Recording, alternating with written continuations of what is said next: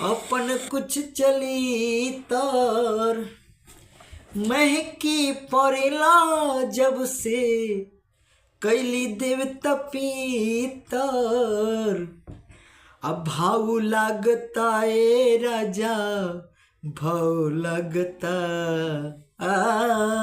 भाव लगता ए राजा भाव लगता।